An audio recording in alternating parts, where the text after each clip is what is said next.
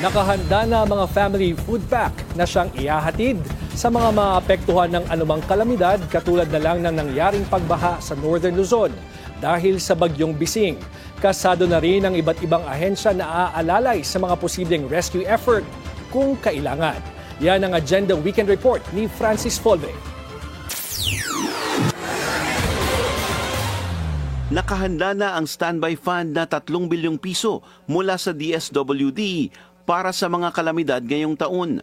Ayon kay DSWD spokesperson Irene Dumlao, naka-prepossession na rin ang 3 million pesos worth ng relief stockpile sa kanilang mga warehouse, mga LGU at mga private organization sa buong bansa para madali itong maipamahagi bilang tugon sa mga maaapektuhan ng mga kalamidad.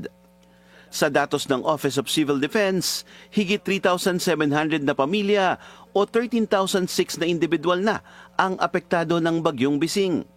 Mula sa Ilocos Region, Cordillera Administrative Region at Cagayan Valley. Nagka-landslide din sa Barangay Birac sa Itogon, Benguet, kung saan higit 10 pamilya ang naapektuhan.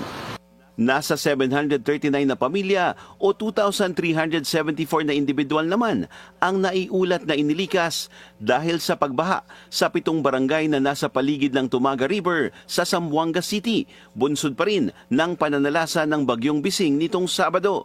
Ayon kay Mayor Kaimer Olaso, activated na ang 7 evacuation center kung saan nasa higit 2,000 pa ang nananatili sa mga shelter. Nakaantabay rin sila sa inaasahang magiging epekto sa pagbabalik ng bagyo sa PAR.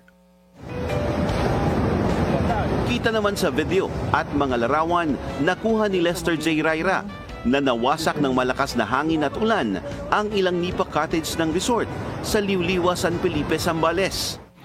Ilang lugar din sa Bataan at Baguio City ang nakaranas ng baha nitong Sabado dahil sa tuloy-tuloy na pag-ulan.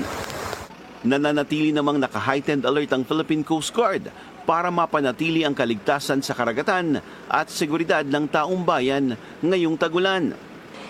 Handa na rin ang Philippine National Police na umalalay sa publiko ngayong tagulan. Meron ding dagdag na emergency equipment ang PNP para mabilis makatugon sa anumang klase ng emergency.